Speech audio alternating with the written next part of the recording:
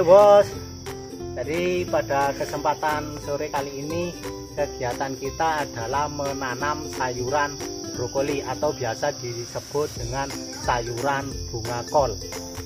Jadi untuk menanam sayuran brokoli ini sendiri banyak keuntungan yang bisa kita dapat bos, karena sayuran brokoli ini merupakan sayuran yang penuh akan nutrisi, gizi maupun vitamin. Selain itu juga sayuran brokoli ini sendiri mengandung antioksidan yang baik untuk tubuh kita, sehingga sangat baik sekali untuk kita konsumsi setiap hari. Jadi untuk menanam sayuran brokoli ini, hal pertama yang harus kita perhatikan adalah ketersediaan bibit. Di sini saya memakai bibit brokoli yang sudah jadi bos. Nah, bisa kita lihat bibit ini masih terdapat pelindung plastik untuk pelindung akarnya. Jadi langsung bisa kita tanam pada bedengan kita. Yang kedua, hal yang perlu kita perhatikan adalah lahan tanam itu sendiri bos. Lahan tanam di sini kita bisa memakai lahan tanam secara langsung di tanah, seperti punya saya ini menanam di pekarangan rumah. Tapi jika ketersediaan lahan kita terbatas, kita bisa memakai media dari polybag, dengan catatan polybag tersebut dalam keadaan yang ukuran besar. Untuk lahan sendiri bos, diusahakan dalam menanam sayuran brokoli ini lahan tersebut bisa terkena sinar matahari secara langsung. Artinya lahan tersebut tidak tertutup oleh pepohonan besar, karena jika tertutup maka sinar matahari akan terhalang untuk mengenai sayuran kita, akhirnya pertumbuhannya akan terganggu. Kemudian setelah persiapan lahan tersebut harus diolah terlebih dahulu sebelum kita tanam dengan cara dicangkul dan digemburkan lahannya. Kemudian setelah itu dibentuk suatu bedengan dengan ukuran tertentu. Diusahakan ukuran bedengan tersebut setinggi mungkin untuk menghindari bedengan kita terendam oleh air hujan. Kemudian setelah bedengan itu selesai kita buat, langkah selanjutnya adalah bedengan tersebut kita berikan pupuk kapur pertanian atau pupuk dolomit. Pupuk dolomit ini sendiri merupakan pupuk yang kaya akan kandungan kalsium dan magnesium, yang bertujuan atau mempunyai fungsi untuk meningkatkan pH tanah, sehingga tanah dari bedengan kita mempunyai pH normal dan dapat mensupport tanaman kita untuk tumbuh lebih maksimal. Kemudian setelah kita berikan pupuk dolomit, kita juga berikan pupuk Ponska atau pupuk yang mengandung unsur nitrogen, fosfat, dan kalium. Unsur ini sangatlah penting dibutuhkan tanaman bos, karena unsur ini akan menunjang pertumbuhan tanaman sehingga tumbuhnya nanti bisa maksimal. Kedua pupuk tersebut ditaburkan secara merata pada bedeng tanam, kemudian ditutup dengan tanah tipis-tipis. Tujuannya agar supaya pupuk yang sudah kita tebar tadi tidak tergerus oleh air hujan.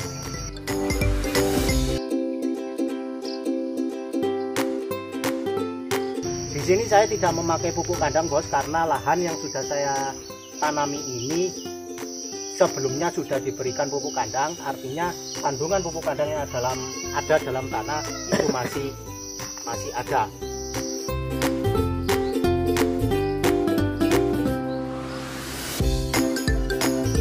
Kemudian langkah selanjutnya setelah bedeng itu kita beri pupuk Ponska dan pupuk kapur pertanian dan sudah ditutup menggunakan tanah tipis-tipis, barulah kita bisa memindahkan bibit dari tanaman brokoli kita. Bisa kita lihat bibit tanaman brokoli ini yang sudah beli jadi dari toko pertanian masih terdapat pelindung plastik untuk melindungi akarnya. Ini harus kita buka terlebih dahulu bos, dan jangan sampai tanah pada akar ini lepas. Jadi sebelum ditanam diusahakan bibit ini disiram terlebih dahulu, sehingga nanti kalau pada waktu ditanam, tanaman ini keesokan harinya tidak akan stres. Dan jika tanah ini terlepas dari akarnya, biasanya keesokan harinya bibit dari tanaman kita akan stres, layu kemudian mati.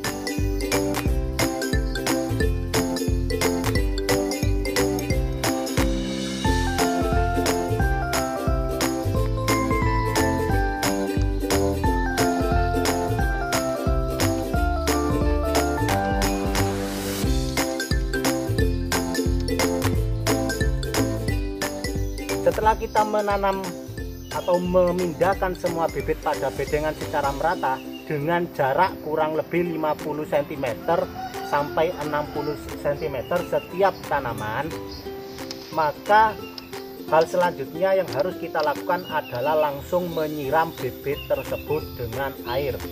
Tujuannya adalah tanaman kita nanti langsung beradaptasi pada media tanam.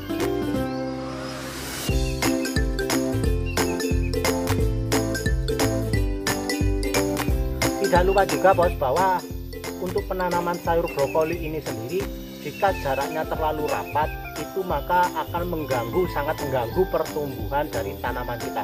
Jadi usahakan penanaman ini dengan jarak selebar mungkin, yaitu kurang lebih 50 cm sampai 60 cm yang seperti saya jelaskan tadi.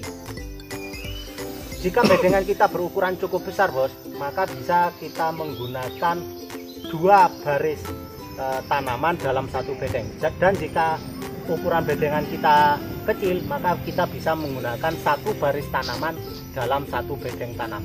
Dan mana yang lebih baik? Yang lebih baik adalah menggunakan 1 baris tanam dalam 1 bedeng tanam. Jadi seperti itu bos langkah untuk menanam atau memindahkan bibit tanaman brokoli atau bunga kol dari persemaian ke bedeng utama. Hal ini perlu kita lakukan perawatan yang baik setelah pemindahan tanam, karena setelah pemindahan tanam itu biasanya keadaan dari bibit ini akan mudah stres. Dalam hal ini biasanya cirinya adalah layu kemudian mati. Maka dari itu kita harus sering-sering menyiram dan jangan sampai keadaan dari bedeng tanam kita terlalu kering. Dan jika dalam keadaan musim hujan maka penyiraman dilakukan seperlunya saja, karena keadaan air yang terlalu banyak pada tanaman juga akan mengakibatkan tanaman tersebut mudah mati.